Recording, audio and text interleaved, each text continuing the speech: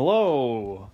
I guarantee you that never in a million years would you ever guess what we're talking about today.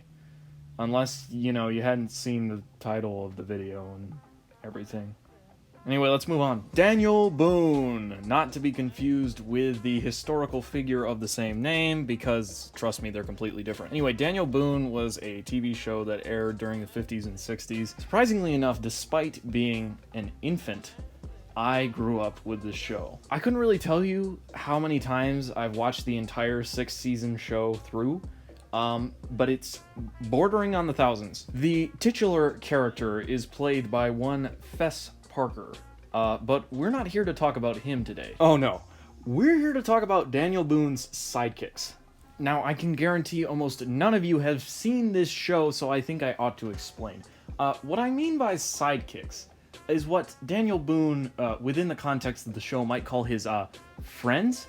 But really, what about 80% of these characters end up being are disposable cardboard cutouts that merely serve to ensure Daniel Boone appears superior in every situation. Otherwise known as DCCTMSTEDBASIES. Yeah, let's just call them sidekicks, how about that? Suffice to say, in its almost 7-year runtime, the Daniel Boone TV show had a very hard time of nailing down a supporting cast for some reason. Sure, Daniel Boone stayed throughout the whole thing, as well as his wife and son, but not his daughter. We'll get to her. But pretty much everyone else in the supporting cast ducked out at some point. Seriously, it's kind of embarrassing how many side characters this show has gone through. And the classification of Daniel Boone character that seemed to get the worst treatment of them all happened to be his sidekicks. The point of a Daniel Boone sidekick is very simple. Walk around in the woods with him, agree with everything he says, and try to make him look far superior to yourself. This isn't a lot to work with or stand out with, which is probably most of the reason why it took me forever to remember how many freaking sidekicks Daniel Boone has in this show.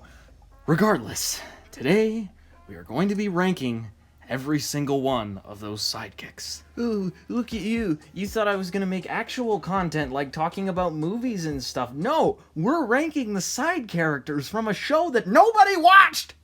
Alright, let's go over the guidelines. So, to be considered a side character, this character will have to have appeared in more than one episode. Trust me, there are a lot of sidekicks, Daniel Boone sidekicks, that only appear in one episode, but they're not considered true sidekicks. If you want all those characters on the tier list, I will put them in the spot below F, which is Purgatory. They go to Purgatory, okay?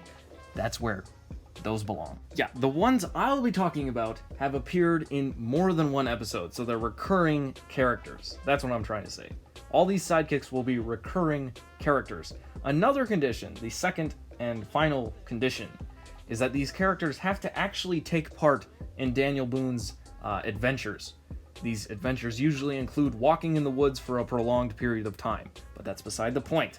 These characters have to actually follow him around on his adventures, so we're not counting his wife, his son, his daughter that no longer exists. We're not counting them. We're not counting the weird bearded bartender dude, Cincinnatus. We're not counting them because they don't technically count as sidekicks, in my opinion. And you are not able to disprove me on that because you have never seen the show. Alright, let's get into the ranking. I have a lot to go through here. Bear with me. Okay, first up is Yadkin. This guy was the original Daniel Boone sidekick. He was there from the very beginning, the very first, the OG in the game. Okay? He only appeared in the first season of Daniel Boone, which was the only one in black and white. Regardless, he was in pretty much every episode of season 1, so he did have quite a bit of screen time. He's pretty good, I would say. I'd classify Yadkin as pretty good. He had some good moments. Basically, his character was that he was a no-nonsense type of guy. He said it like it was. Whereas Daniel Boone had sort of a filter, this guy had no filter. He's very entertaining to watch, very funny, very distinct from Daniel Boone, which is more than I can say for a lot of these people. And plus, he's the OG, so that's got to count for something, right? I would put this guy at about the B tier, I would say. Let's put him at B, okay? B tier for Yadkin. That's pretty fair. Next up, the second and longest running sidekick, Mingo. This guy is the unironic best. He started in Season 1 and kept going until either Season 4 or 5. I can't remember fully which one he cut off on. But anyway, this guy is definitely the best, unironically. He has his own individual character arc separate from Daniel Boone. They actually give him a personality and struggles he needs to work through on his own. He's got a very interesting dynamic with Daniel, and he has his own solo episodes where he takes the star lead and does his own stuff. So definitely an A tier. I'm going to put him at the A tier because this guy is definitely the best. Jericho Jones, introduced in Season 1, continued until Season 3, I believe. This guy is pretty good. He's kind of in Yadkin's boat where, yeah, he has a distinct personality, but it just really isn't enough to carry him toward that A-tier Mingo level. So we're gonna put him at B with Yadkin. Next up is Jimmy Dean. He does have a name in the show, just to let you know, but it doesn't really matter because really it's just Jimmy Dean playing himself, right? So yeah, we're just gonna call him Jimmy Dean. Jimmy Dean is pretty good. I mean, it's Jimmy Dean. Do you want anything more? I mean, it's Jimmy Dean. So, you know, we're gonna put him at C, just because I like Jimmy Dean. And, you know, Jimmy Dean is a personality. He's whatever, you know? It's Jimmy Dean.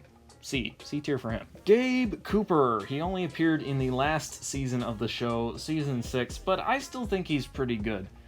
He's got his own little character arc going, and although he wasn't in too many episodes, he did make a lasting impression, so, I mean, he's fine. He's alright. I'm gonna put him at C with Jimmy Dean. He's nothing to, you know, write home about, but he is there, and he's alright. Whoo boy. Now we're getting into some of the annoying ones. Jeez, we got so much more to go. Alright, moving on with David. Pretty sure he has a last name, but I don't really care, and neither did IMDb because I could not find his credit on there for the life of me. He exists. He's got a measly 2 episodes. He's like a spoiled rich kid, but then Daniel Boone teaches him that the trees are good or whatever. But in the second episode he's in, he just levels out into the generic Daniel Boone sidekick that walks in the woods and agrees with him and, you know, so on and so forth. He's got an English accent, so I guess that counts for something. We'll put him at the D tier. Slightly below Gabe and Jimmy Dean, but I guess he's fine. Whatever. He's serviceable. Yeah, that's it. Serviceable. Mason Pruitt is essentially Jimmy Dean too. I don't have any hate for this guy, but he just kind of exists. We'll put him with David. He has like nothing. David had an arc in one episode. This guy's got nothing. Okay, we'll put him at E. He's below David. Okay, it's getting worse. It's getting much worse, and it's gonna keep getting worse. Okay, it just never ends. All right, moving on. Gideon. I freaking hate Gideon. He's got 2 episodes. Thank goodness he's not in more. In one of them, he's fine. Okay, he's just kind of a normal Daniel Boone sidekick. But in the next one, then he goes crazy for some reason and tries to kill Daniel. You don't do that. You don't do that as a sidekick. You don't try to defame Daniel Boone. Bad sidekick.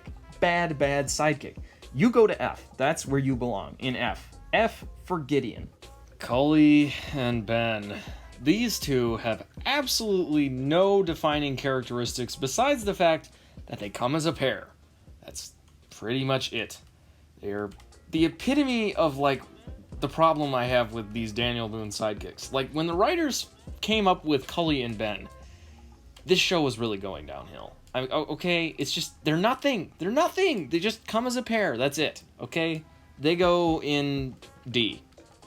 They're above Gideon because they didn't try to kill Daniel Boone, but they're still trash. Jim Santee is kind of a mixed bag. He appears in 2 very good episodes that are kind of like a Daniel Boone origin story, I guess you would call that.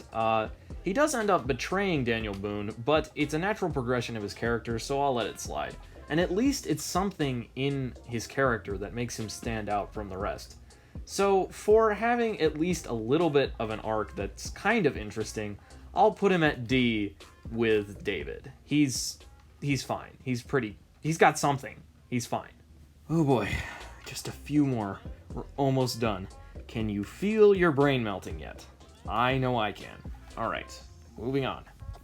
Tupper is usually a background character in most of the episodes, but he gets one episode where he goes with Daniel, but he does absolutely nothing. I hate him, he's at F. He's an F. He has absolutely nothing. And finally, we come to the S-tier characters, my absolute favorite Daniel Boone sidekicks, mainly because they're not technically sidekicks. They're not the classic, stereotypical Daniel Boone sidekicks, and these would be Call and Stitch. Yes, those are their real names. They only appear in a handful of episodes, like 3 or 4, I believe, but when they're there, they're just a true joy. They're constantly trying to get ahead, so they'll hijack anything to do so. They work as a pair, and, they'll steal something, they'll kidnap something, anything to make a quick buck. They're kind of like villains, but they're likable villains because they're a bunch of bumbling idiots. It's very entertaining to watch, and although they can be technically classified as a Daniel Boone sidekick, they are far from the typical sidekick, and that's why they're good. Definitely the most entertaining characters in the show, in my opinion, so I would put Call and Stitch at our illustrious S tier to cap off this entire tier list. Well, we're done. If you sat through that whole thing, I can't thank you enough. We have completed the Daniel Boone tier list of sidekicks. This is a very interesting video. So yeah, that I did it. I did it. I don't know why, but I did it. So if you like it, like it. You don't do that. Or, you might be sentenced to purgatory, like those one-season Daniel Boone characters. I don't know. Maybe. So, like, comment, subscribe. This channel needs help. Please help. And all that stuff. Goodbye.